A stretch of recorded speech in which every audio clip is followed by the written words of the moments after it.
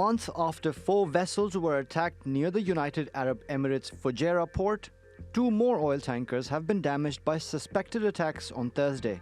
The ships are registered in the Cayman Islands and Panama and were delivering cargo to Taiwan and Japan.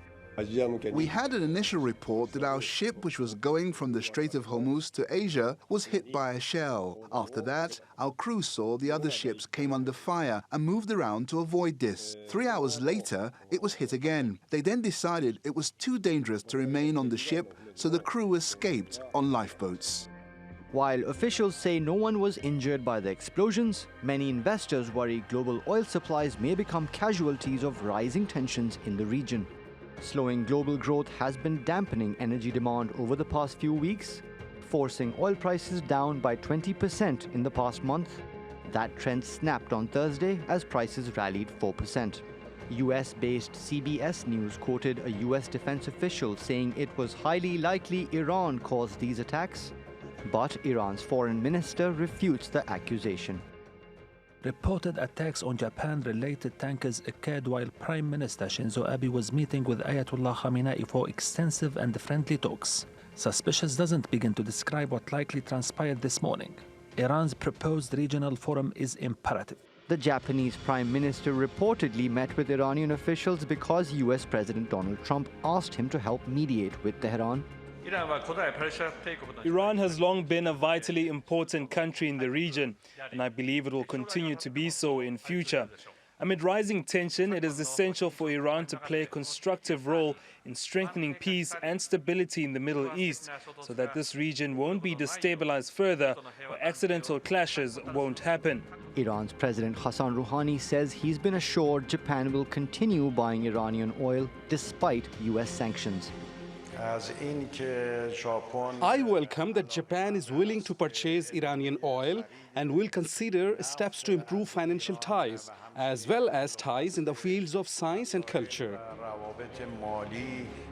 But the country's supreme leader says he won't allow renegotiation of the Iran nuclear deal with the US. Trump claims the United States is ready to have honest negotiations with Iran. We don't believe this statement. Honest negotiations are not a trait associated with someone like Trump. Honesty is a trait that can rarely be found in American officials. This rebuke and the attacks on oil tankers could push oil prices even higher and send Abe's truce attempt up in smoke. Mobin Nasir, TRT World. Well, let's get more on this now from Bill Farren-Price in the UK. He's a director at RS Energy Group, which provides research and analysis on the energy sector. Welcome to Money Talks, Bill. Tell us more about why these suspected attacks have caused oil prices to rally. Well, I think it's a very symbolic attack in a very crucial seaway that handles about a third of all traded crude, about 16 million barrels a day of oil. And any attacks on shipping in that area are going to raise concerns about shortages, and that's why prices have risen. Okay, now, as we heard, this latest suspected attack occurred just a month after a similar incident in the UAE where 4 other oil tankers suffered what is said to be attacks on them. What do you think is happening here? It's very difficult to tell. I mean, one of the biggest problems is that we don't know the origin or purpose of these attacks.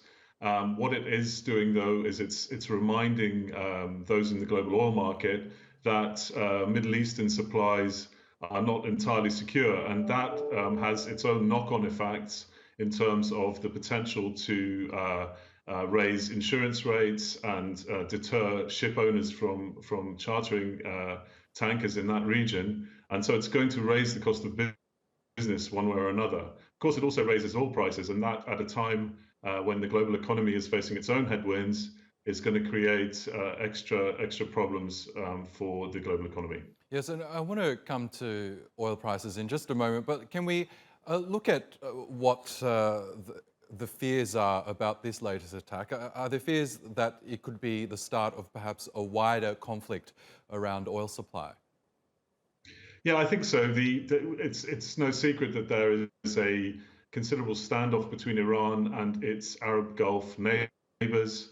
over Iran's nuclear program, over Iran's proxies and influence in the region more broadly.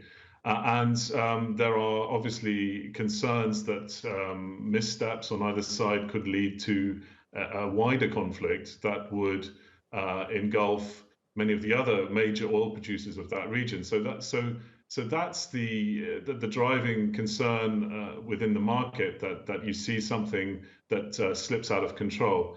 That hasn't happened, and there are good arguments to suggest that it probably won't happen. But the increase in military hardware in the region, with the entry of additional US assets, means that the chances of missteps increase, and then the danger of something going wrong are much higher.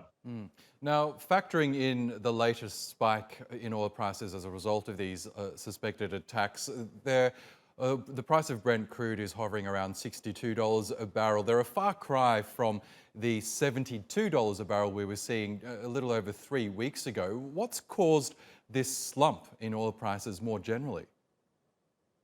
I think the big abiding worry at the moment is the state of the global economy, and the worry that oil demand is not going to hold up as strongly as had been expected earlier in the year. And that is coming at a time when we still have very strong growth in oil supply, particularly in North America, where we're seeing strong supply in the shale patch this year and next year. And that is outweighing any demand growth that we're seeing globally. So what we're looking at is a picture of oil balances that are getting progressively weaker, and that, if there's any risk, the added problems with the US-China trade talks, and of course issues in more broadly in the global economy are slowing things down, and that's the worry that has taken some of the wind out of the sails of global oil in the last few weeks. Now, OPEC has cut its outlook for global demand for oil, perhaps for those reasons. Do you think this might be enough for them to continue the supply cuts that we've seen in place since January? I think it's been well trailed that OPEC believes that those cuts should stay in place for the second half of the year. But as much as depends upon an agreement to extend those cuts, what's important is what is actually delivered. And what we've seen in the first half of this year is that Saudi Arabia has taken the lead with these cuts and gone over and beyond its own target to help tighten the market and keep prices firm. We're now in a period of sliding oil prices, so it'll be interesting to see the extent to which Saudi Arabia has to maintain that all of that heavy lifting that it's been doing to keep prices stable at their current rates above $60 for Brent. Okay, Bill Farren-Price, thank you so much again for your analysis.